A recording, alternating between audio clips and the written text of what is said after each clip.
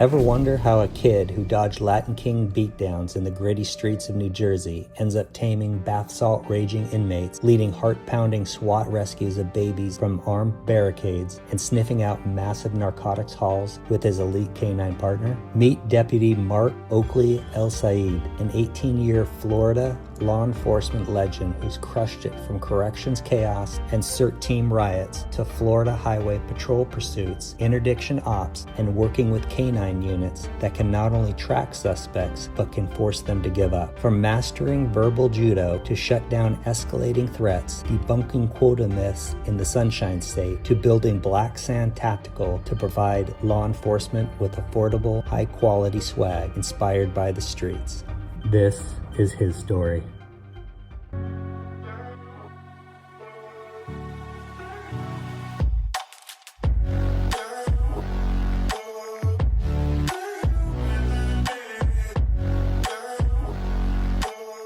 Okay, can you introduce yourself for me, please? Absolutely. Mark Elsaid. I'm currently a law enforcement officer in the state of Florida, and I've been doing so for approximately 18 years now. 18 years, Yes. And so you're a sheriff deputy down here. I am a sheriff deputy. Okay. You have a nickname. What's your nickname? Oakley. Okay, and why? Well, there's a time where I only wore the Oakley brand. I guess it's just comfortable to me, or whatever the reason is. I'm actually wearing their shoes right now, too. But I also have a business on the side, and I'm trying to model after them. Okay. Yes.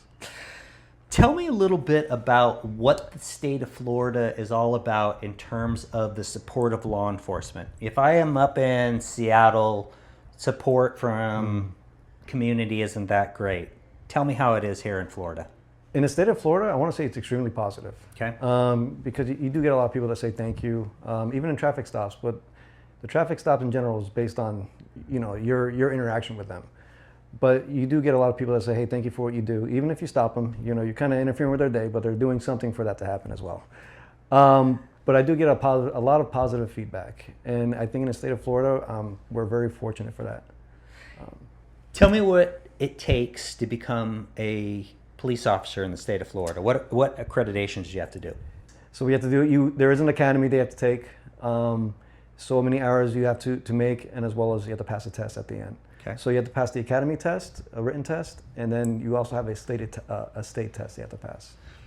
And is there one academy, or are there multiple academies throughout the state of Florida? So in the state of Florida, there's multiple academies, depending where you're at.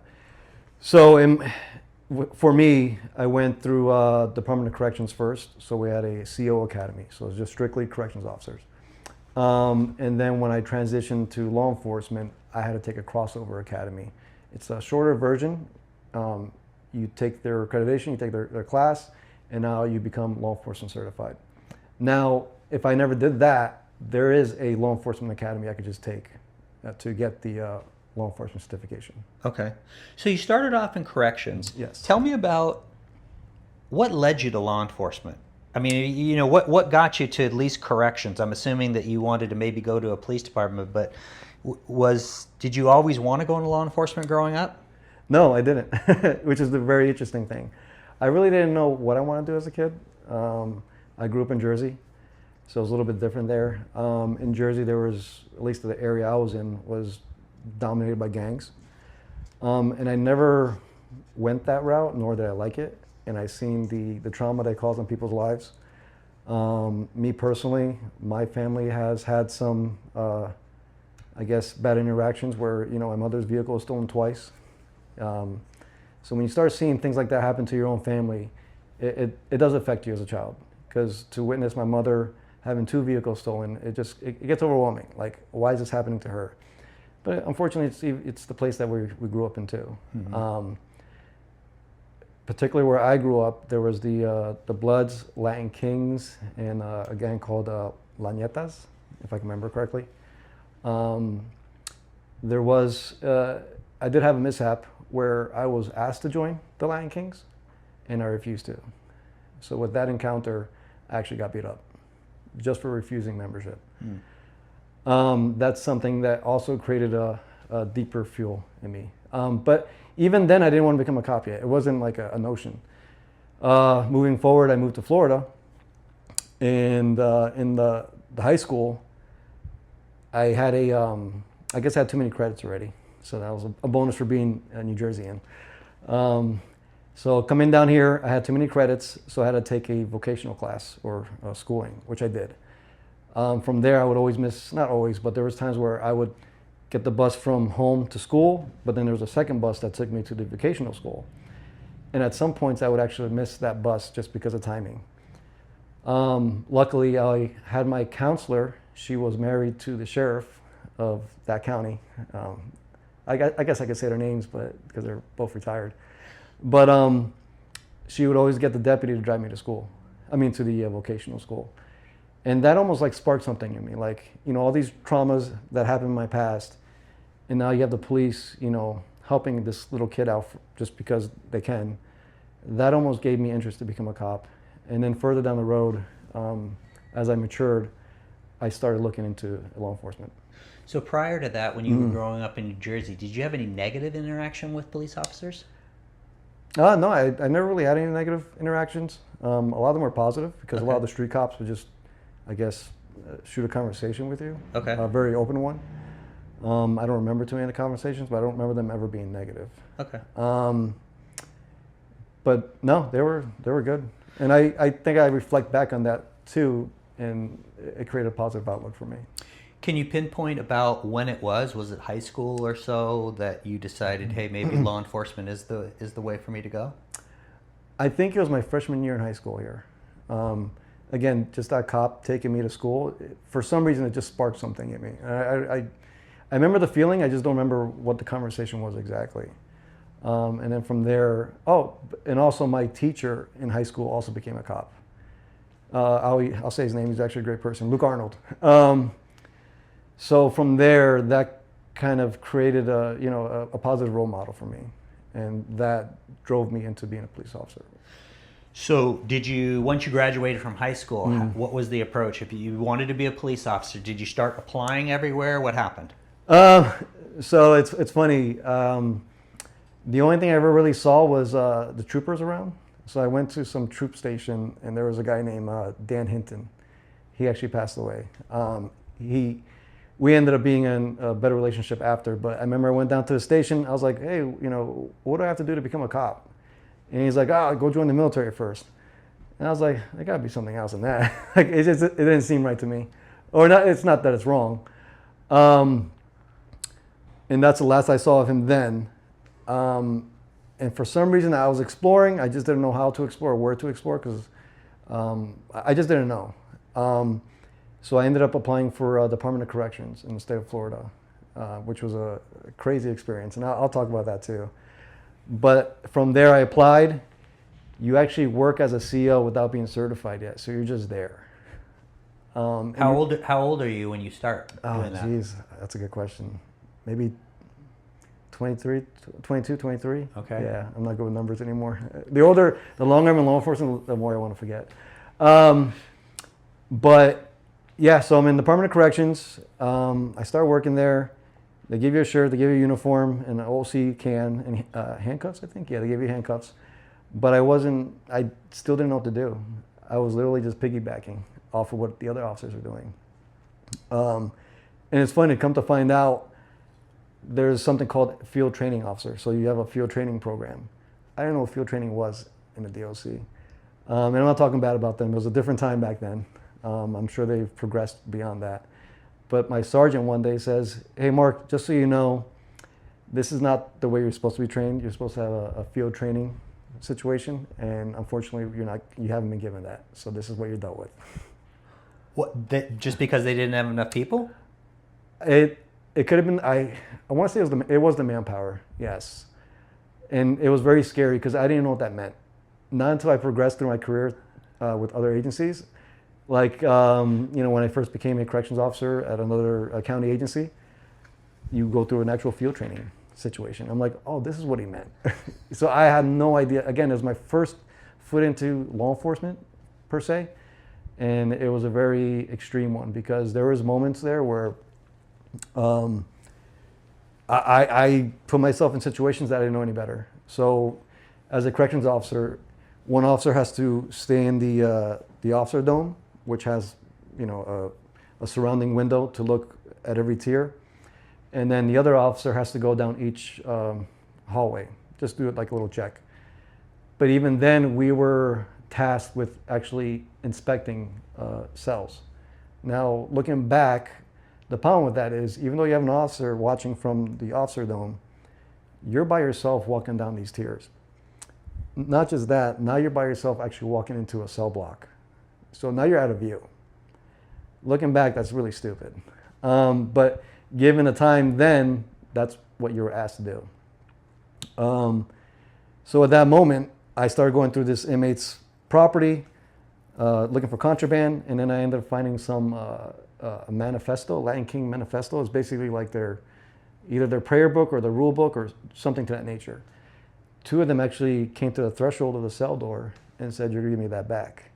And I said, "No, I'm not." So again, I'm young and dumb. I don't want to say I'm dumb. I guess my ego was there trying to do my job. And I said, "This is contraband. You can't have it." And then he repeats himself, "You're going to give it back or else."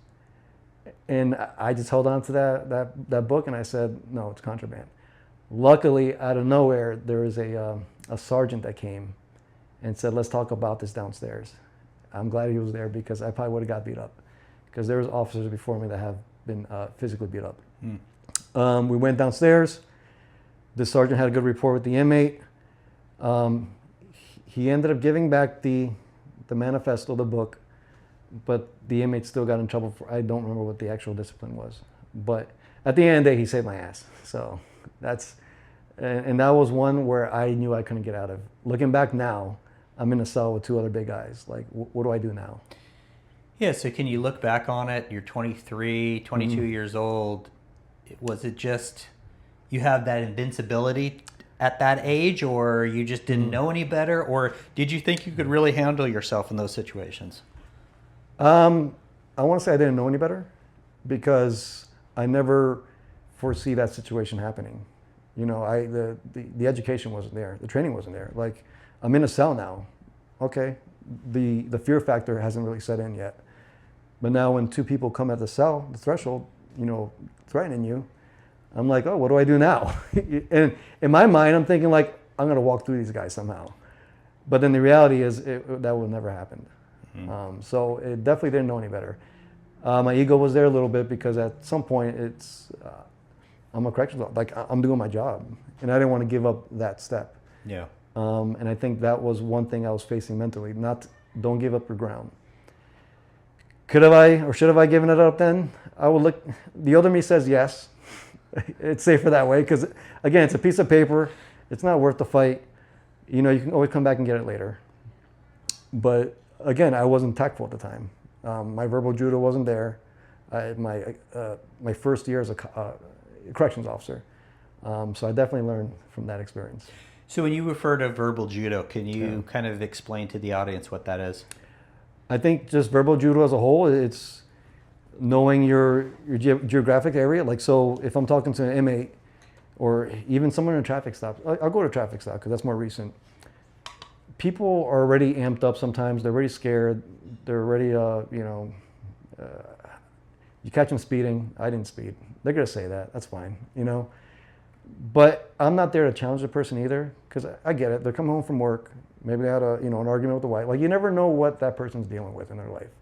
And will they challenge you as a cop? Absolutely, because they could have gone from something, and now you're interfering with their life. Well, again, they put themselves there for that to happen. So, but verbal judo is just basically trying to calm them down, give them the situation that you're dealt with. Hey, I'm a cop. I'm pulling you over for speeding. You know, I'm not here to give tickets, but I'm here to educate. So I try to throw that initially through every traffic stop. I even tell them my intention is just to give you a warning. My intention is to give you a warning, and I don't see why I wouldn't. Last year itself, I want to say I only gave 4 tickets. So in the state of Florida, it's pretty nice. You're not forced to give tickets. I don't know if other states are, like the quota thing. Yeah. So Florida doesn't have a quota. I'm not sure what other states do. I always hear the rumors. People ask me. I don't know where this quota things come from. When you say the state of Florida, do you know that it's like every county? Yes. I don't know the law verbatim, but we're not expected or mandated to give a certain amount of tickets or any type of enforcement. Okay. Or a ticket or like you're not mandated to arrest a certain amount of people. But with that being said, you are a cop. So I do believe the fact, even though you don't have to give a certain amount of tickets, even though you don't have to give do a certain amount of traffic stops or interactions, you're paid to be a cop. So be a cop. Go out there, talk to people, pull them over for whatever they're doing. Because that interaction can go a long way too, I believe. Yeah, I'm glad you mentioned that because Yes. I get a lot of comments going, you guys all have quotas. And I'm like, no. So, how long are you in corrections? Corrections, with the DOC, I was there for a year. And then with the county corrections, I was in there for approximately, I think, 5 or 6 years. Okay, so I'm kind of seeing a theme when I started looking at your background. You're always looking to progress to the next thing, to the next level. Maybe there's a little bit of adrenaline stuff here. And the reason, like for example, about corrections is you become part of the corrections emergency response team, the CERT team. What is that? So in the DOC, I was part of the corrections, the CERT team there, but then as well as the county. It's when you have any type of disorderly conduct in the jail. So one example would be like a riot, or an inmate that doesn't want to come out of their cell, or if there's fights between inmates and they're not giving up to the corrections officer. That's when they'll activate the CERT members, the corrections emergency response team member. One example I have is we had a unruly inmate come in from the road. Come to find out he was on bath salts when that first came out. It definitely messed some people up. He was smaller and skinnier than me, but he put up a good fight. And I'm talking about extreme. So he came in pretty normal. He had a cut in his foot. He was limping, not a big deal. I guess he kicked his foot through a window to try to steal the car, whatever. I don't know the whole story, but he's in our custody now. We bring him to the cell, we lock him in there, and then I notice he starts walking in circles in the cell on his bad foot. And it didn't make sense yet. Like, okay, maybe he feels better now, or it became numb. When it was time to cuff up, because we had to transport him somewhere else, he didn't want to cuff up. He started banging his head or his fist against the wall. So we had an OC spray him to get some type of compliance. We got a little bit of compliance from him. We handcuffed him in the back and we started walking him down the hallway. And then from there, it sparked again, whatever the bath salt is. And that's my only real example with it or experience. He became super strong. He was able to, even though the cuffs were on, he was able to peel the cuffs off his hand while his skin was ripping off. Very extreme. Yeah, and being like me and my other partner there, we saw that happening. We're like, what do we do now? Like, this is like bad. We ended up bringing him to the ground. And luckily we had this tool, I forgot the actual name for it, but it's like a wide belt that wraps around your body to kind of control you in. And if you get it around the elbows, it kind of limits your movement. We put that on his upper body, and then that belt will be placed on his knees. So from there, they have limited movement. Thankfully, we were able to do that. We were able to secure him in a van, drive him to a medical facility or our other Lee County, other jail that has a medical housing. But even in there, while transporting him to the other facility, he started to just become super strong again and like bounce around. Our only position that we had was to pin him against the wall of the transport van and just hold him until they opened the door for us. Because we were literally back there in the dark with this drugged out inmate. So definitely some good experiences. And I'll say that looking back now. And it's something I enjoy doing, or I did enjoy doing then. How often did you get deployed on the CERT team? So the CERT team, maybe at that time, 3 times a month, maybe twice. And that's because there's an unruly inmate. He's refusing to come out of cell, or maybe he's burning something, or maybe he just causes sometimes disturbance to cause us to respond. Now, in your normal duties, even while working, there would be a good number of you within the facility. So if you ever needed some other CERT member to help you, they would show up too. So from the CERT team, you also were a member of the security threat group, which is the STG. Yes. So what was that? That's more of a simpler thing. So when you had like a gang member come into the jail, you notice like tattoos or just any type of affiliation, you would document them. Whether it be street gangs, motorcycle gangs, you have a conversation with them in the jail and try to determine their association or membership within, said organization. Okay. How important do you think it was? Did you learn skills within corrections that helped you once you got on the street? Oh, absolutely. And the skill itself is verbal judo. I mean, you learn how to have a conversation with people, how to approach people, how, not to be overzealous or just the approach to an individual. And you, again, when you see someone, you can see almost where they're at mentally because you're a cop in uniform coming up into their place, their bubble. So there's always going to be a reaction of some type. Okay. And I'll give you one good story. Yeah. So from corrections, I went straight to being a trooper. And I don't remember this guy at all, but he, for some reason, him and his girlfriend tried to report a hit and run vehicle situation for their vehicle. I show up. I don't remember the circumstance, but I remember it saying that it did not look like a hit and run. It looked like something else. I think they're trying to do like an insurance claim to pay for it. The male half recognized me from the jail. I did not recognize him. And when I started calling their bluff, the first thing he said was, "Babe, don't worry about it. We're done. We'll get out of here." So I knew they were lying in the beginning. He recognized me and didn't want to deal with that any further, and then he just chose to cancel the whole situation. So you think he remembered you from the jail and knew that this wasn't going to go anywhere? It wasn't going to go as in their favor. Interesting. Yeah.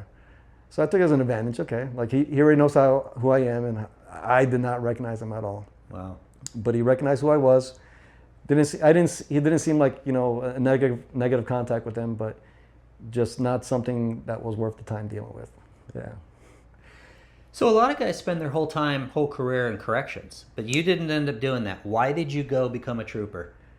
So at that time, working at the county jail, there weren't really any opportunities to go to the road. I don't like being stuck in one place. If I'm stuck, something's not right. So I chose for myself. I was already corrections officer certified. So while working full-time as a CO, I put myself to the Crossover Academy. So I lost a lot of sleep and missed a lot of meals. Okay, so what's a Crossover Academy? So the Crossover Academy is just to fulfill your certification for law enforcement. Okay. So when you have a CO certification, you're halfway there basically. You just have to complete the other half, which is the LE part.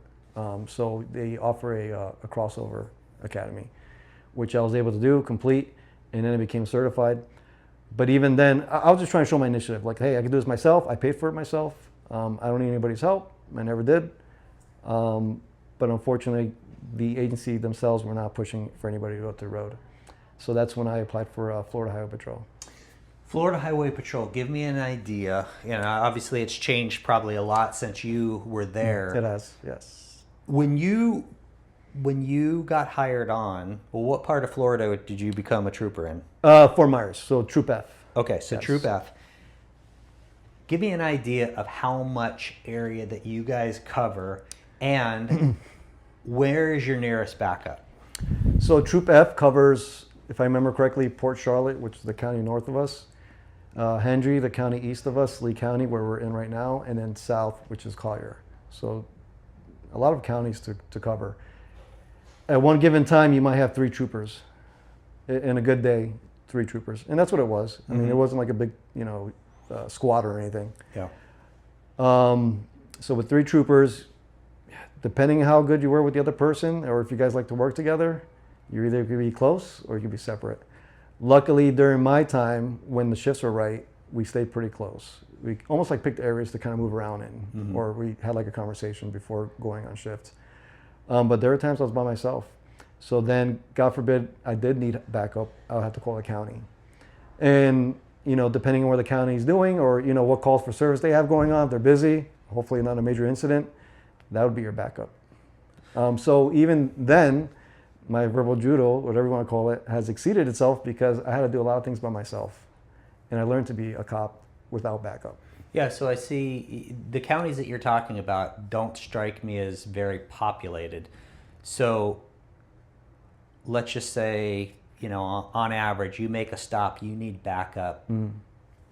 What are they, 20, 30 minutes away or less than that? Depending on where you're at, like, not you, but me. So if you're on the interstate, because that's what the troopers like to dominantly take back then, you could be waiting 20, 15 minutes maybe, depending on the circumstance. So I can only remember very few incidents where I actually needed backup immediately. But I do remember, and it's funny because no cop is perfect. And I'll say that. And whatever cop thinks they are, they're ignorant and lying, and they have a huge ego they need to check. And I'll say that all day long. So my first, I want to say, an encounter with marijuana, because obviously marijuana was a huge thing back then. I smelt it. I just didn't know what to do with it. I pull the car over. I smell marijuana. Guy's wearing a white shirt. And I say that because it's going to reflect on the story in a little bit. And I smell it. And I'm just like, well, what do I do now? So I go back to so, then, hey, get out of the car. You have everybody in sight. You control that portion. You call for backup. And then you can search the vehicle, obviously, because you have a probable cause for search. But again, my first encounter with it, I had no idea. I go back to my car. I call my zone partner. I'm like, hey, what do I do now? I smell weed. What do I do? He actually shows up. He's like, oh, you got to ask him out of the car. I was like, all right, cool. I go up to the window. At this time, I see crumbs of marijuana on this guy's shirt. So he obviously ate it all. But it's okay, because it's one of those things, because I've grown so far past that, as far as like marijuana. But it's one of those experiences that will always stick in my head. Like, again, no one's perfect, and that's one of those things you have to learn as you go. So I'm curious, when you say you smelled marijuana, was it smelling the growing, the live marijuana, or was it you could smell that they had been smoking it? It was raw marijuana. Okay. Yeah. Okay. Yeah. I just. Oh no, yeah. I definitely know the difference. I just wanted definitely. to know. It was definitely raw marijuana. I could smell it in there. Yeah. What do I do now?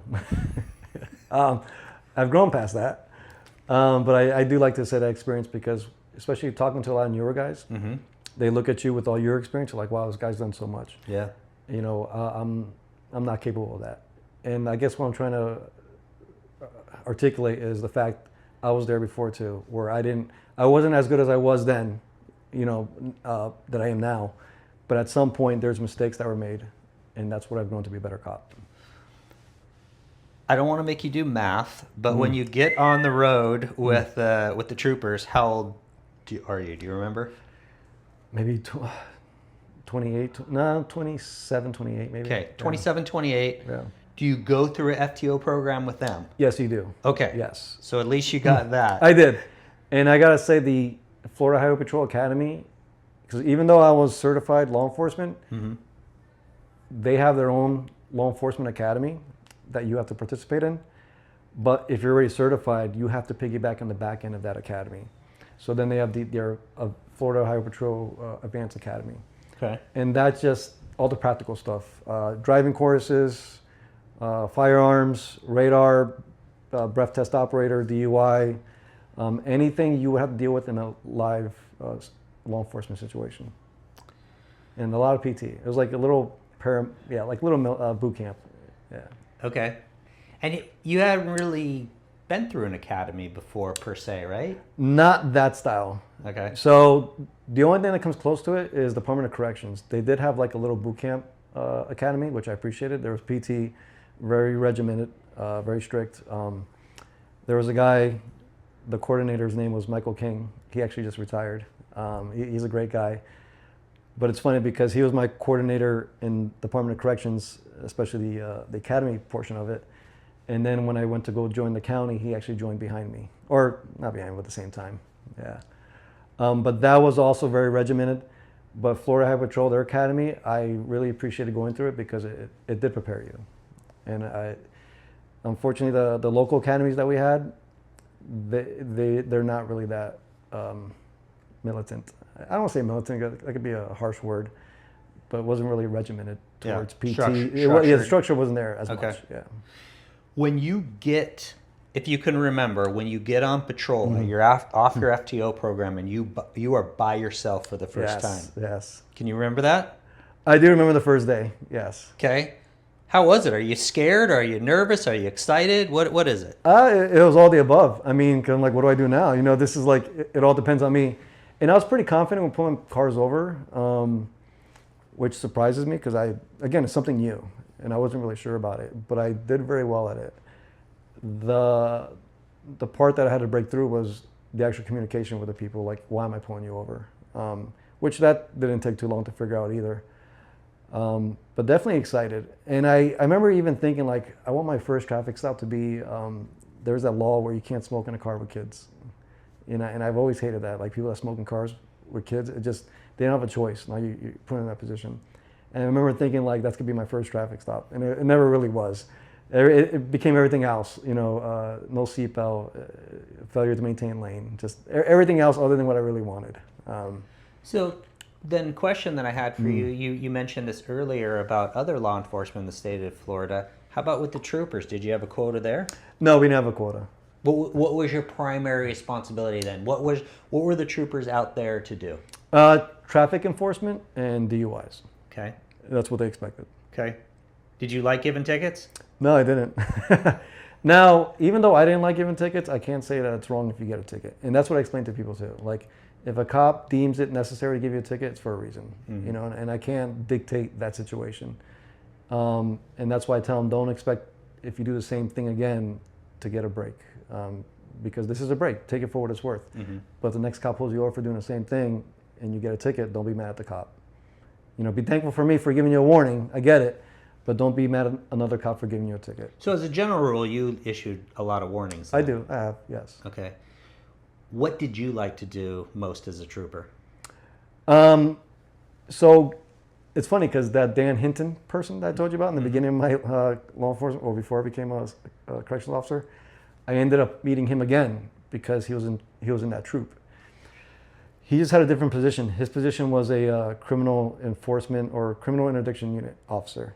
So his job was just to get not drug deals, but narcotics, criminal elements off the road. So I met up with him again. He didn't remember me. It's fine. He had no idea who I was then, or who was a little punk kid asking him questions about law enforcement. And I get it because I'm sure I'm not the only person that's run into him. But he became a big inspiration as far as the learning how to interdict criminal activity, because that was his bread and butter.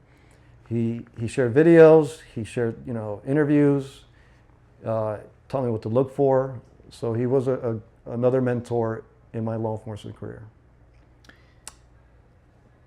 It's during your time as a trooper, you start to do dignitary protection as well, right? Yes, and more like traffic related stuff, as depending on what dignitary it was, they would come down the interstate, we'll block out the main roads for them. Okay. And that was fun too. I enjoyed it all the way from like here to Miami. So it is fun as a trooper. You're not stuck in one general area. Like, you get to travel with whatever the operation it is. Yeah. And I do miss that aspect of things too. Okay, so with that being said, why'd you leave? I left because at that time, no fault of FHP, great agency all the way around. It was a great agency then too, and it's a better agency now. But there was only a big expectation of just, tickets and DUIs. Granted, if I knew more then, I could have done more. Again, I had Dan Hinton there and other people to kind of give me some knowledge of how to, interdict criminal activity. I just wasn't that educated into it yet. And I would see what the county is doing, and that kind of grasped my observation of doing more, to be more county oriented in a smaller aspect. So that's why I went with the county agency. Okay, so you go back to Lee County. Yes, Lee County. Do you have a goal when you get back to Lee County? Do you have a goal of what you want to do? Not a clear one. Okay. Yeah, it's pretty interesting. So I go back to Lee County. I worked South District. I had a great career. South District's basically Alico Road all the way down to Bonita Springs, and it neighbors with Collier County. But from there, I want to say my narcotic criminal experience exploded, because I was able to find a shake and bake. I'm not sure if you're familiar with that. So shake and bake is basically, I don't think it's that popular anymore, but they would make meth in bottles and put it in their book bag and just walk around all day. It's like a walking bomb. Yeah, it's scary. But I remember I was chasing somebody. They ended up dropping their bag, and then I ended up detaining them. But it's funny because even then, I remember he was trying to reach for something, and I got on his back. I gave it a couple strikes because I don't know if he's reaching for a gun or a knife or, God forbid, whatever. Like, what are you doing that you can't put your hands behind your back when you're being powered by a law enforcement officer? Come to find out, he was reaching for his cigarettes because he knew he was done. Oh, that's what it was. He had a warrant, and I recognized him, and that's why he started running, and he dropped the bag. So I put the cuffs on him. Again, once the fight is over, I'm not a cop. The cuffs are on. We're good. You know, the threat's no more. He asked if he could smoke a cigarette. I said, yes, you can. Someone opens up the book bag. They said, it looks really interesting. I go look at it myself. I'm like, that's not good. I've only seen pictures of it. I go back to him. I said, what is that? He said, I'm not going to tell you what it is, but don't mess with it. He's like, I like you enough to tell you don't shake it around. Whatever he said. And I knew why, because it was a freaking shake and bake and it could blow up. Because God forbid, they kind of like depressurize it every so often. I'm not too familiar with the steps, but they have to depressurize it so often. But going back a little bit, I built that rapport up with him before all that. That's why he was nice enough to, to give me that information, to go further. I gave him the cigarette. The fight is over with. Long story short, we had to close down the block because it's technically a bomb, and narcs came out to do whatever to contain it, and they did. And then it ended up being like a little meth shake and bake lab. Why were you drawn to narcotics? Why'd you like it? Because that's where the criminal aspect is. Everything criminally related revolves back to narcotics, from what I've seen. And then if you're a cop, especially a street cop, that's your go-to. I mean, wherever there's crime, wherever there's burglaries, there's gonna be narcotics. Because if people are breaking into cars or houses, it's because they're paying a habit. Not all of them. Some do it just for the money or whatever the reason is. But more 9 times out of 10, it's because they're trying to pay a habit off. And that's where other crimes happen. So if you can tackle, from my perspective, the narcotic industry, you can tackle a lot of other crimes. So following along with the theme that I've been seeing with you, while you're back at Lee County, you become part of the field force team for riots. What is that? Yeah, so you have the field force team. God forbid there's a riot that's taken over a highway or road or something like that. A field force member is trained to basically be a wall. That way that riot doesn't go out of control. Or if law enforcement action needed to be taken, you're trained to push the riots out of the way. And as well as if there had to be arrests to be made. But at the end of the day, a field force team is to take control back of any riots that occur.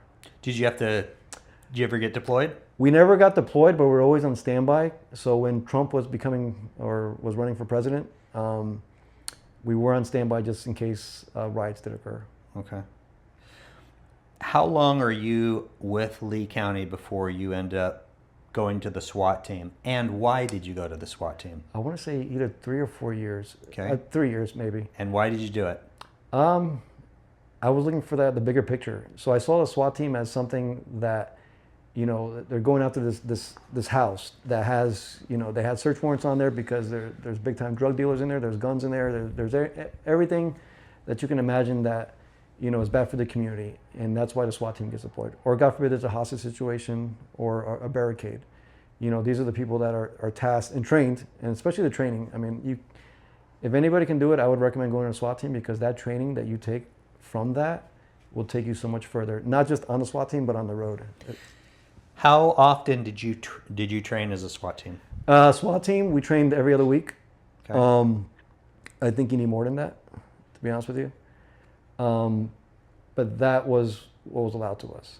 So we were a part-time SWAT team. I know different agencies might have full-time SWAT teams, but a lot of these agencies around here have a part-time team. So basically, you're just on a call out status. So you participated in a lot of SWAT competitions. Yes. So did you get to see different teams from all over the country? You do. You see a lot of different countries and obviously different agencies, and you get to learn the way they deal with things. Oh, even different countries. Yes. So different structures. Brazil. It's amazing. Like these people that come down, you look at them, and some of them look actually pretty rough. I remember one sniper, a female sniper. I want to say. Maybe Brazil or something. She had like a scorpion tattoo in the neck. It draws that picture for you, like, wow, she's a sniper with a scorpion tattoo. Maybe she's badass. But no, you get to learn and talk to different communities, which is nice. And you build connections. You know, you trade coins, even T-shirts, just for that camaraderie. But that was a great feeling just to have the exposure. When you were doing those SWAT competitions and getting to know any of these guys, did any of them stand out like, yeah, those dudes are badasses? I think it was Hungary, the country. They were really on their game, very strong. It's almost like they trained for this, like just see. And I say train for it because we didn't have the opportunity to train that much, being a part-time SWAT team. But you can tell these different countries or even counties, that's all they do is train. And good for them. I mean, because that's healthy, especially even if you're just training for the competition stuff. But if you can take that competition stuff into real world, I mean, you're still a better cop or a SWAT operator. So tell me what during these SWAT competitions, what do they entail? I'm assuming like marksmanship, snipers. I mean, what are some of the? Give me the breakdown. Well, what you just said, plus endurance. So you might have to run, so long, breach a door, repel from a 5-story building. And then while all that's going on, the sniper team, they're doing their own exercise. And I remember one where, in particular, it was almost like a whole sequence of events. We run, we drag ourselves over a rope that was placed over a lake, or on a rope placed over a lake. Then you run to the field, you do this shooting exercise from like maybe 15 yards or whatever it was. And you have to shoot like little metal steel targets off their stand. And then from there you go to breach a door. And you can't pass that threshold until everybody gets there from their shooting positions. And then you have to go, run, get a dummy, carry this dummy through these different obstacles, even low crawl obstacles. So again, you're carrying or you're dragging like an 80-pound, bag with you, and then making it over like a high wall back to your starting position. And I'm sure there's more to it, but that's what I can remember for now. Yeah, it was definitely exhausting, but a good feeling too. When you're on the SWAT team, is there, much like when you start with Lee County, is there a goal of what you want to do? When you're on the SWAT team, do you go, yeah, I want to be a sniper, or I want to be X? Is there something that happens? Initially, there wasn't. The only thing that I've known was just a SWAT team. I didn't expect there to be more there. But you have your first year that you have to get through first. So your first year in SWAT team is just basically know what everything is and know who everyone is and what your job is. So you're tasked with a lot of the new guy stuff. Get the vehicles, clean the vehicles, make sure all the gear is ready, not broken. God forbid there's a call out. So after that year, you can start moving up to other things. And with the blessing, they have to give you a blessing to make sure, hey, you're actually okay guy to move forward. Unfortunately for me, so a lot of other SWAT, I guess, because you have to have a SWAT tryout. I'm the only one that made my SWAT tryout, so I was the only one stuck doing the responsibilities by myself. And I won't say all by myself. There were times where I had other guys there to help me too, but the majority laid back on me, which is fine. I'm okay with it. But the year went by, and then from there was, I remember the water team. We had a Waterborne strike team. And mind you, I'm not a good swimmer, and I can admit that. And I almost reflect on like David Goggins, if people know who that is. David Goggins, he's the Navy SEAL, retired Navy SEAL. He would say it in his own videos too. He was a horrible swimmer. He sucked at swimming. I suck at swimming, and I can admit that. And I remember when the commander for the Waterborne team, which is an element of SWAT, said, "Hey, do you want to be in Waterborne?" I said, "I can't swim." He's like, "Yeah, you can." I was like, "Yeah, I can a little bit, like anybody else, but I'm not your overachiever swimmer that could do amazing things." And he said, "You'll be fine. Don't worry about it. we'll see you next, whatever it was, next training. So I said, okay, if you said don't worry about it, I'm gonna show up. So I show up and, we did like little waterborne training. Everything was fine until we went to Waterborne school. And I appreciate Waterborne and I appreciate water because water is unforgiving and it can definitely kill you. So I personally struggled through Waterborne school just because I maintained to stay alive and not drown. But I never gave up, and I obviously passed, and I made it through. What are they teaching at Waterborne school, though? So water survival, rescue swims, how to approach certain areas quietly, how to come out of water quietly. Because you got to think about it. If you ever pull a shirt out of the water, it's going to just dribble a lot of noise. So they teach how to slowly, come out of water tactfully.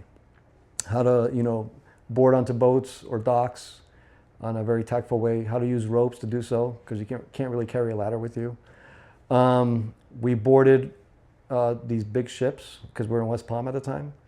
And it was just amazing, because you have like these large hooks that would hook onto the side of the ship.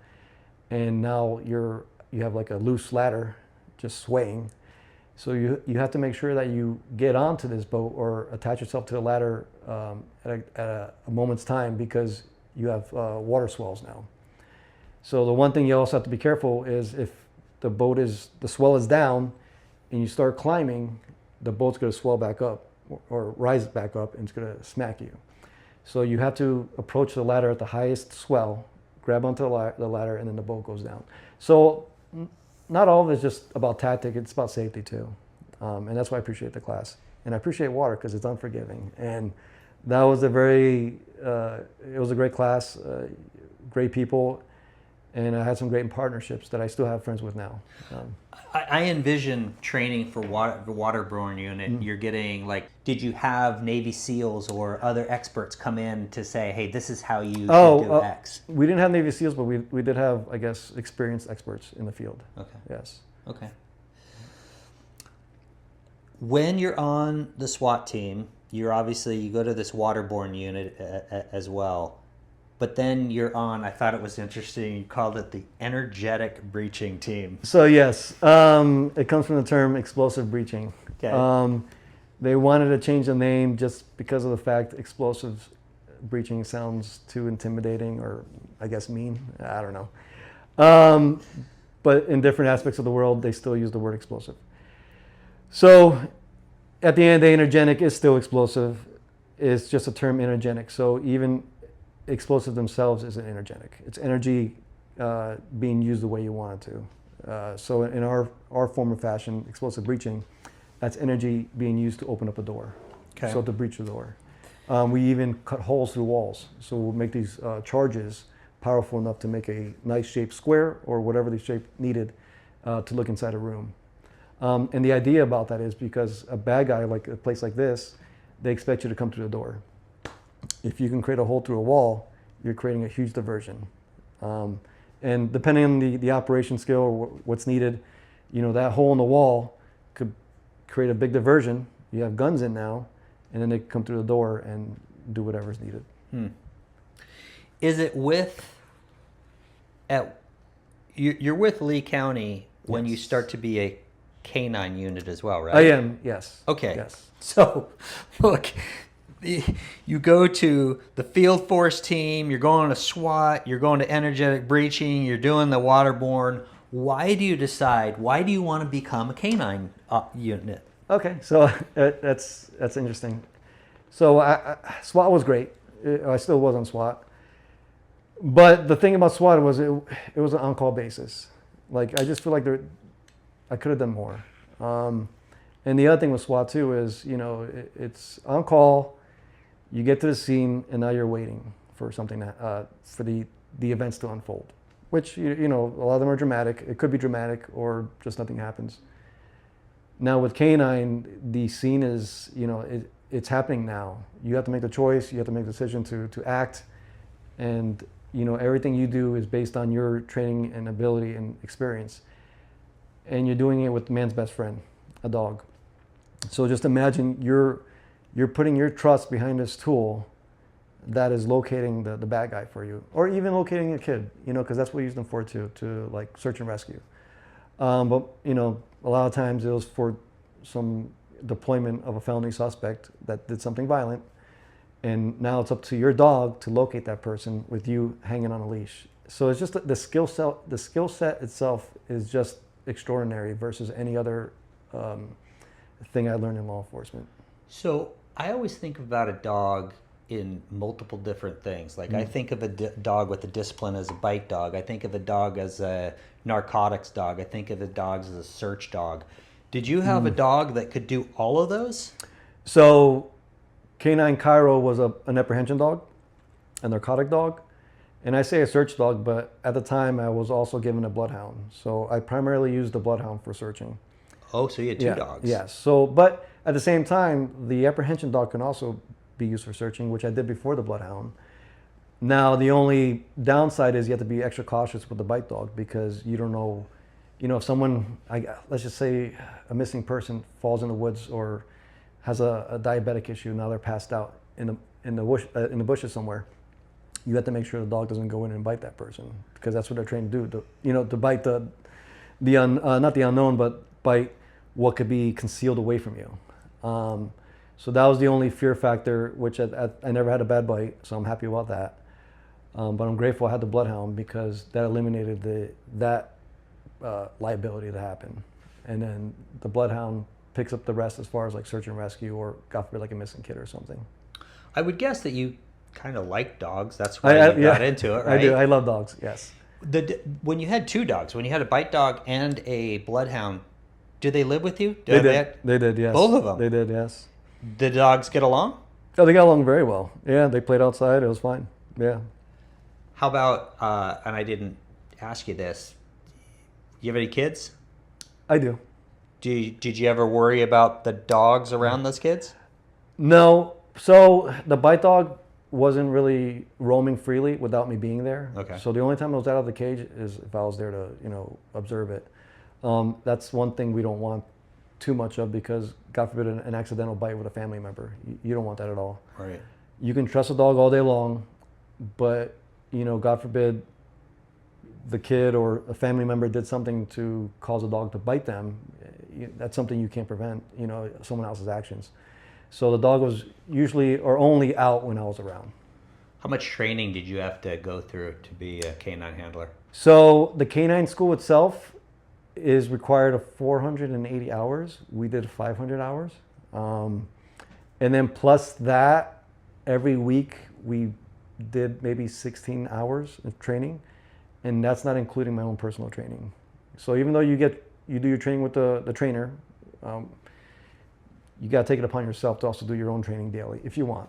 It's just a personal choice. How about for you, for your department? Did they have a specific breeder that they would get their dogs from? Or sometimes I hear you go down to the pound and you pick out somebody that you think is going to be good. So we never really picked out a dog from the pound because that's a risk. You don't know the bloodline, what mental or health issues is going on with that dog or what that dog's been through. So God forbid, again, it's good to adopt dogs, sure. But to take custody of that dog, train it to be a bite dog, and God forbid there's something else going on in the dog's brain and it bites the wrong person, now you have a huge liability against you. Or, you got this beautiful German Shepherd from the pound, it's doing so great, and all of a sudden it has hip issues. You've adopted that, and now you're stuck with this dog that's only been on the road for 3 years, and it's already it's having health issues. So I don't know if you get as excited because you've been around dogs all that, as a canine handler and stuff, but some of my favorite videos are either watching people getting tased mid-run or letting a dog out of the back of the car. Did you ever have a situation like this? I like these situations where you're in a patrol car and a guy isn't complying with you. Do you have some sort of remote to go, hey, this isn't going to go well, I'm letting the dog out? And so I never had that situation. I've come close to it. The next person that you're going to talk to, you can ask him about that story. He does have a situation that was very violent. Okay. With that same scenario you have. But no, I never had that encounter. I had bailouts where the moment I got there, I had to take the dog out and do my job. And I remember my first bite. We're watching a guy with a warrant. He was known to carry guns and drugs. He finally comes out of the house. I want to say my sergeant approached him and then almost hit my sergeant. I don't remember the specifics. So it became like aggravated battery or something. So it became a car chase. Couple miles down the road, the suspect fled in, actually crashed in an intersection. He drops a gun and drops drugs. He ends up running around the parking lot. I don't know where they're at this point. All I hear in the radio was, he dropped a gun. So where there's one, there could be two, especially if you're a violent person. He ended up hiding in the bushes right in front of me. And it was just amazing to see because there was another cop walking up to my left side. I had Cairo by the harness and I was getting ready to throw him over the bush. And then when I see the cop come over, he was pretty close, like in my view. I told him to stop, he stops. I see the suspect, I say, show me your hands, show me your hands. He did this concealing thing where I couldn't see anything. And then I had Cairo apprehend him in the back. Literally, something we don't even train for, but it's his first bite, because that's what you're scared, because a lot of canine guys are scared that their dog's not gonna engage the first time, which could be scary, because God forbid the guy does have a gun, your dog's not engaging, now you're put in a bad situation. Thankfully, Cairo did engage, grabs his skin in between his shoulders, which I was like, okay, that's happening. I told the guy, show me your hands. He's still trying to do, I don't know what he was doing. Maybe he thought he still had the gun, because moving forward, he didn't have the gun no more. But I didn't know that. He was trying to look for something. Looking back, maybe it was the gun he was looking for, because he unfortunately dropped it, for him. He starts to elbow the dog in the face. The dog literally repositions his bite towards the guy's elbow, and he gives up. I guess the funny bone there just kind of threw him off. And he says, I give up, shows his hands, take the dog off, he gets arrested. Very bad person. I come to find out, he gets arrested, gets released at some point, and then commits another crime in Collier County and the same MO. He had guns and drugs. I think in Collier, he might have like a rifle in the car or something. So, and another dog bite, yeah. So you said something interesting I want to touch on. You don't know whether the dog is actually going to engage until it actually engages. Correct. So how do you train a dog to bite? Like, I have a dog. My dog will bite me, but not hard. It'll nip at you. Yeah, right? Yes. So how do you train a dog to go, hey, when I want you to bite, I want you to bite hard? So over training and repetition, you would say every handler has a different word. We use the word pocken. Hopefully there's no canine guy listening to this right now. I should have given a warning. But you have your identifying word to bite, which is apprehend. In that course, when you say your bite command, the dog is trained to strike and bite, which what I did at the time. So how you do the training, we train first with bite suits. I don't know if you've ever seen those big marshmallow things. Oh, yeah. Yeah. I've actually... Oh, have you? Okay. Yeah. And I still train in them myself and get bit. But we train with the bite suit to make sure the dog is comfortable and confident enough to engage. And then from there, we'll switch it over to make it look more real. And when I say more real is you'll have someone that gets like a rubber arm. We have those that look real and they'll kind of hide their arm, have the rubber arm stick out. They'll run a little bit. They'll hide behind a table and kind of have their arm sticking out, and the dog will hopefully engage with that. And that's as close that you can get as far as training to biting a real thing, unless someone's willing to put their arm out there, which I've seen videos and I don't see how they do that stuff. That's crazy to me. But you want to get as real as possible of an engagement as you can. And I've had many great trainers in Lee County, as well as private trainers out there, Mike Lilly, to create that environment for me. And I think that's what helped both my dogs. So here's a picture for the audience. Here's a picture of Cairo, and I want to know with this picture where he's got the goggles on. Are you? Yeah, I do remember that picture. So what is that? Are you training out of a helicopter? No. Why has he got the goggles on? So yes, we were training, but I had a good fan base for Canine Cairo that we started receiving. I guess he started receiving tools from people, like donations. What do you mean, like tools? Like the goggles were one tool for helicopter stuff, nice. or anything that would harm their eyes. I want to say I was privileged enough or thankful enough that they would send toys for the canine unit, stickers, books, whatever for kids. So we were able to get those resources from just random people. And I didn't do it, Canine Cairo did it. And I'm just a person. But everybody loves a dog. But that became such a great experience, though, with the community aspect of it. So I know most guys, I'm sure some guys that I've had on the channel would brag about this, and some guys are humble, and you strike me as a humbler guy. So we're going to talk about this, but I just want you to kind of tell me at least one of these stories. But, one of the things you were awarded was the Narcotics Drug Buster Award. But then the other thing that you were awarded was the Grand Cordon Award, which was a hostage rescue of a child. Can you tell me that story? Which one, the drug one or the hostage one? one. The hostage one? Yeah. Okay. There was in Norfolk Myers, there was a domestic violence issue where the wife ran out of the house, the boyfriend kept control of the baby, and the cops are called, the cops come, now they have charges to arrest him, but he wouldn't give up. And the other concern was now he has a baby, the baby in his possession. So now you have a barricade subject. I think he put the couch towards the door so they couldn't get in. So the only other entry we had was through the garage door, which led to a door into the house. And then we had the back slider glass doors. I want to say maybe an hour or two before SWAT got there. So we're there now, maybe another hour or two while just positioning, and they're negotiating with the guy to come out. And during those negotiations, he does peek out the sliding glass door or from the inside to look out. And my team of maybe 5 or 6 guys, I don't remember exactly, were positioned outside the glass door. And the times that he did show himself through the curtain, he had the baby just by its feet hanging upside down.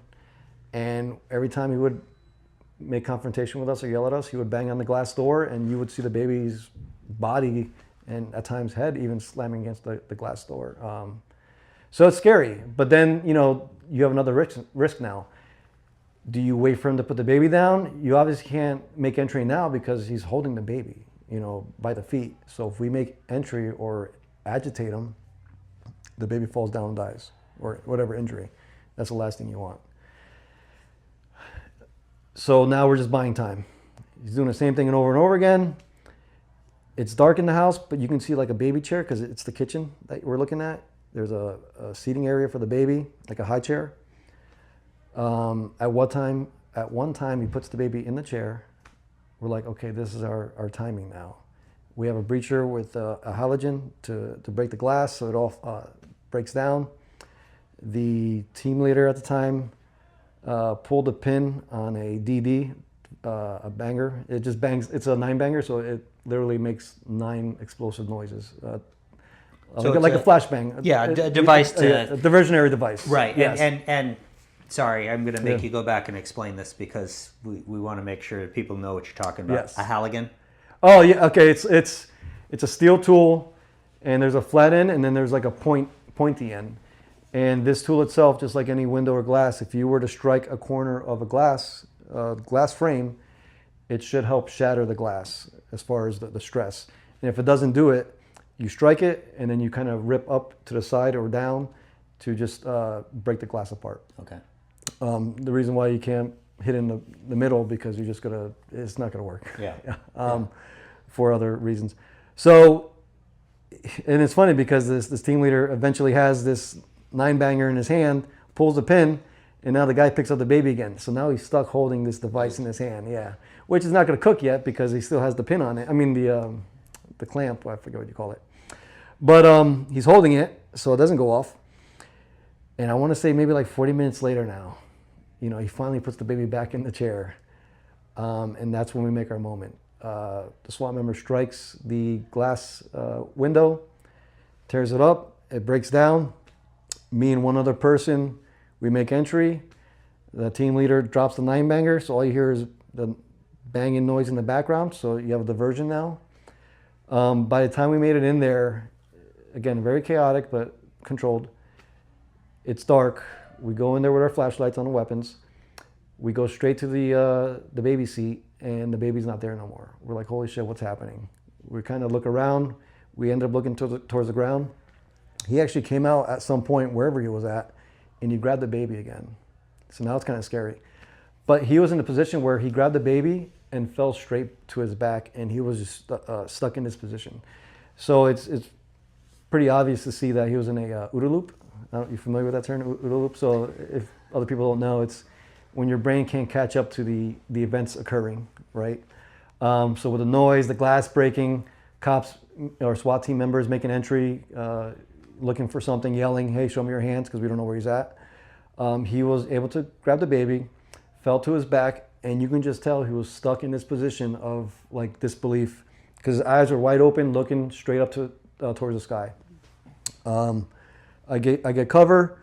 The other SWAT member that went in actually grabbed the baby, and after that was done, I stole my weapon to the side, and then I was able to handcuff him, and that was our hostage rescue of the baby. Wow. Yeah, it was interesting, and that's almost like one of those moments you live for. Like, it's very rare that things like that happen, but they happen, unfortunately. But that's always something I want to be a part of, because I feel like I can accomplish those goals when it comes to safety, as well as, helping someone against someone that's doing something wrong. Yeah. And that's where one of those moments I was able to live and remember, and it'll always be stuck in my head. So it seemed to me like you're having a pretty good career with Lee County Sheriff's Office. I am, yes. And you've been on with law enforcement for 18 years. Why did you end up going to the department that you work for now, the sheriff's office you work for now? Well, I went to the other sheriff's office because there was a sergeant that used to work for Lee County. He went to the new agency as well, and they wanted to start a interdiction program. And that's one of those things I've always wanted to do. Even though I was doing interdiction on my own time as a canine cop, it's just one of those things I've always wanted to be part of an interdiction team. So that was kind of like my dream that I was able to capture. And you have another dog right now, right? I do have another dog, yeah, canine Balco. Balco. Yes. Bite dog, narcotics dog? He's a bite dog and a narcotics dog. Okay, so he does both. He does both, yes. Let me ask you this, because I had these situations and I was never really worried per se, but I've been around bite dogs, narcotics dogs that will take a nip out of people, even though you're an officer. Do you ever worry about that with your dogs? Oh, to bite me? Not you, because but other officers that are around. So, yes, that is a precaution. So, going back to Canine Cairo, the way I alleviated that fear was I had a toy in his mouth the whole time to prevent anything from ever happening. But that's also a training fault of our own, because we never really, and again, it's no one's fault. It's just one of those things you learn as you go in your career. Nothing's perfect in the beginning, just like my marijuana story. You kind of progress. We never really trained the dogs to be around or socialize as much with other people. Maybe we didn't know how to, or just it wasn't an idea at the time. So at Cairo, we always had a toy in his mouth. It was like a little pacifier is what I called it. That way I knew he would never bite or strike at anybody. But amazingly, he was great with kids. Like, that's one thing, because I had him where kids will group up around us and pet them, and no issues. It was more towards like adults. Now, Canine Balco, I'm not worried about it, because the training he got while he was young, he's always been exposed to socializing with people over and over again, training over and over again in close quarters. And that's something, there's a big trainer that we're familiar with is Mike Lilly. So he trained my dog in the beginning, and then when I got it, I continued that same training. So we continue the training, we continue the exposure, we continue him around people, the dog, and never have I seen a situation where he actually nipped at anybody. And that, again, that's exposure, a lot of exposure. So when I say like 16 hours a week of training, sometimes you need to accomplish more than that if you want your dog to be right. Yeah. Some people could do less, and the dog, sometimes less is better. It just depends on the dog. But thankfully with this dog, just socializing over and over again, he's on task, and he doesn't, I never see or the aggression progress to strike anybody that doesn't, that shouldn't have been struck. Yeah. You're 18 years in your career. Do you have do you foresee any goals that you want to accomplish before you retire? So, yeah, in a sense, I never wanted to be a supervisor. That was one thing that steers as far as away as I can from being a supervisor. Why? Because I fear that being a supervisor will take me away from the fun. Okay. And it kind of does. Because right now, in my new department, I've been giving a supervisor role while still being in K9, which I'm thankful. I'm not against it. But being a supervisor, and again, it's nothing negative. It comes with the territory of responsibilities. You do less of what you want and more for others, which as you should, rather be paperwork or handling complaints or, the day-to-day supervisor role. So I do see that happening, and that's why I didn't want to do it. But I'm thankful for doing it because I'm already in a position where I can defend my officers, because I already had a complaint against one of them. And I was able to review the video footage, the documentation against him. And thankfully, he was doing everything proper. It was just the idea of, they didn't like being pulled over. Well, don't do any traffic offenses and you won't get pulled over. Don't, have anything illegal in the car and you won't get pulled over. Nothing will progress further. Yeah. This particular cop did everything by standard operating procedures and by law. And I was able to, make it look right for him because he was right. Yeah. And being in that position, I'm grateful I'm in that spot because I know I will always do the right thing when needed to be. So do you want to go any higher? I say no now, but I don't know yet. It's a weird feeling because I've always been against going in a ranked position because I'm not ready to leave the fun behind. Yeah. I still enjoy my job. I'm still good at it. That's a tough question. We'll talk next year and find out. But getting back to my original thing, do you at this point do you have I don't know if you have a homicide unit. Do you have a goal that you want to do or place you want to get to? I don't care for any the homicide stuff. Okay. I mean, there's a need for it. I'm not against it. Just like traffic units, give tickets. I enjoy the life of a canine officer. I'm doing it right. I do it great. I've been very successful at it. I've gotten huge seizures from it. I feel like that's where my greatest effort's at. Okay. If the agency wants things done right, you put the people where they belong or where they most successful. Yeah. And that's where I've been most successful with human trafficking, narcotics, everything, guns. When you look at your career, are there cases that you don't like to deal with that just like child stuff or something? Is there anything that you don't like to deal with? Yeah, I respect those detectives that deal with child stuff. I never had to do that work, but I couldn't imagine doing it. I don't want to see the pictures. Rather it be whatever the situation is. I couldn't put myself to do it. I mean, I don't want to say too much, but I don't know how I would react. I don't know.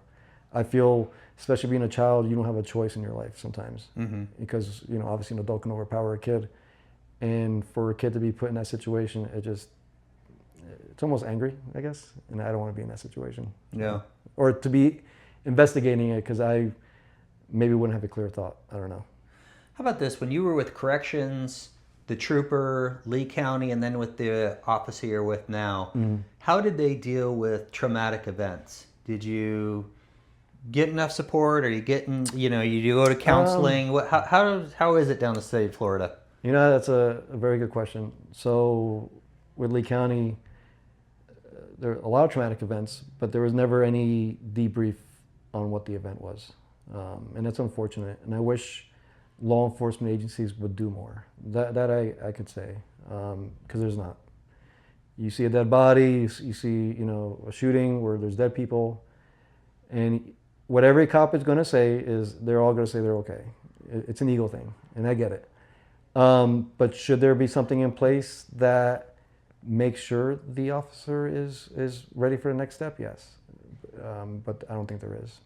Not that I've seen. Looking back on your career when you started till now, is there anything you do differently? You know what? Yeah. I wish I would have gone with and again, I had a great career. I'm not taking anything back from it, but I wish I would have gone with a bigger agency maybe. You know, maybe like Miami or just something more that has a bigger criminal element to it. And I'm not taking anything away from the local agencies. They're great, but that overall experience, I could have gave more, done more, and I could have been more somewhere else, I think. Okay. Any advice for any young officers or people that are thinking about being going into law enforcement? Make sure you do your homework on the agency. Don't let TikTok be that decision, or any other mainstream media, because you got to remember, especially nowadays, just like everything else, if you're trying to sell something, you're gonna make it look good, right? It doesn't mean it tastes good; it just looks good.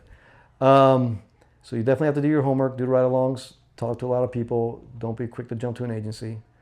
But sometimes the work does speak for itself, and I'll use Florida Highway Patrol as a great example. If you talk to a lot of the troopers, they love what they do. And they love what they do because their administration backs them 100%. And, you know, they're not hiding anything. You look at the videos online, if you're a criminal and you're running from them, they will stop you. And that's the nature of policing. Like, if you're gonna be a criminal, unfortunately, or an offender, and, you know, it doesn't mean you're a bad person, it just means you're making wrong decisions, but doesn't give you the right to run away either. So I do respect that about Florida Highway Patrol. But again, the particular person needs to do their homework and what they want. Because God forbid they don't want to work for an active agency. You know, they want a more laid back or reactive agency. Then, you know, pick that agency for yourself, because that's where you'll be happy at. Yeah. The agency I'm at with now, thankfully, because they have the interdiction program and K9 and everything else, they want you to be proactive. They want you to go out and get criminals. They want you to interact with people and, you know, have a positive outlook. And they're not very into the whole social media thing, which is fine, not a big deal. But a lot of what they expect is you to be a cop and do the right thing and, you know, catch an offender if there's something happening. And so I'm thankful for that too. I didn't ask you this. When did you get married early on in your career? Oh, I'm not married. Never was. Oh, you're not married? No, never was married, no. Okay. So with your kid or kids? Just one. Just one? Yes. How has law enforcement affected your family then? You definitely got to make a lot of sacrifices. And that's one where I think I made too many sacrifices. And again, it's no one's fault. I made those choices myself. And what I mean by that is there's a lot of times or celebrations or events that I had to give up to give to the job, and you can't take that time back, unfortunately. And I'll give you one event. Unfortunately, I went to one of those SWAT competitions in Orlando. And I knew she was not feeling well. My step grandmother, she wasn't feeling well, and she was very old, and I should have known better. So when I was in Orlando doing the SWAT competition, she actually passed away. And I didn't really advertise it that day. I hate to make excuses for that. I didn't do well in the competition. My brain was somewhere else. My mind was somewhere else. And I felt bad for not doing well. But my mind was somewhere else because of my step-grandmother. She was with me growing up as a child. She was a great person. And I feel bad for taking time to go do something work-related versus being at home. So there's been a lot of sacrifices I've committed. And I don't know if it's good or bad. At the time, it felt good. But then when you fast forward to the future, you realize that's time you cannot make up. Yeah. Yeah. How about this? Can you look back from when you started till now? Has law enforcement affected the way you see people? Yes, it does. And not so much in a negative aspect. It could be, but it's not. At some point, you have to ask yourself, you know, what's someone's intentions? And that's, I guess, my question for everybody that comes in my life. Just what are their intentions? What do they expect? And, you know, what will be the outcome with us? Whether it be good or bad. So. Okay. All right, last thing. I think, I can't even remember. I think I found you on Instagram. And I think it was your Black Sand Tactical Instagram account. But tell me about blacksandtactical.com and what you do and why you started it. So Black Sand Tactical, there's a couple reasons, because I knew in law enforcement, because I've seen other people leave, but it wasn't so much of that. It was just also like a backup plan, just in case I ever want to go somewhere else or do something else. And the other aspect too was, I was tired of all these other companies that will sell you something overpriced. I'm like, you're selling like a $40 tourniquet. It just blew my mind. Like, who does that? So when I would hope, again, I didn't know the industry as much. It was just a young thought. So I ended up making the company, and I was like, you know what? I need to make more gear for cops. So I got into tourniquets, and I have a lot of them. But come to find out, cops don't really pay for that stuff because they get it from their agency, and I learned that the hard way. Not a big deal. So fast forward a little bit, I was struggling, I was still learning, and I wasn't doing everything properly because it was a new business. And then I made a t-shirt because I was like, what does every other company have that I don't? A t-shirt, tactical coffee companies have t-shirts, etc. So I made a t-shirt, horrible advertisement, I didn't do anything right. And a lot of it was, I didn't, you're some big SWAT guy, or, you're some tactical guy, you shouldn't be posting or advertising yourself. You're always gonna hear some cliche thing like that, and it's out there. But it's funny because with all that cliche stuff, if you look at it, these guys that say the same thing, even in my old agency, they're still on TikTok somewhere, somehow showing their face. So fast forward, be a man, just, if you're selling something, you sell it. And I'm okay with it now. So I went to this tactical event or shooting event, and they had a photographer there, and he started taking pictures of us, professional pictures. And he actually sent me all the pictures, like, wow, these look really nice. So I had the courage, and I was like, I'll just use these pictures for my advertisement. And I did. And those shirts, the original Black Sand Tactical shirts that I had, ended up selling like wildfire. I was like, I need to start doing this and, get off my ass. So I started advertising more. And the more I advertised, the more I sold. I got a female friend. She actually helped me with the female side of things, and those shirts kept on selling. So from the whole medical gear, medical deployment gear that I had, I started going more towards apparel. And then I started going towards challenge coins and patches. And from there, that exploded. People love coins. They love the way I make them, because anybody can make coins, and I've learned that. So I was like, well, what's my competition? And my competition is me. Like, I have this market where I create such desirable coins with the designs and everything else that I've got a big demand for them now. And I love that for myself. And I hope to go a little further. So with that business itself, I want to go more towards canine gear. Because people do buy canine, because a lot of agencies don't buy their own canine unit, all the gear. Unfortunately, you have to go out and buy it yourself. So I want to go more towards canine gear, and as funds increase, I want to start getting towards mental health, especially for officers and military personnel. That's one of my goals. And also legal help, because I notice a lot of officers out there, they will get tied up into something politically or just, unforeseen issues. And I would hope at some point I can help with some charity funding to alleviate that.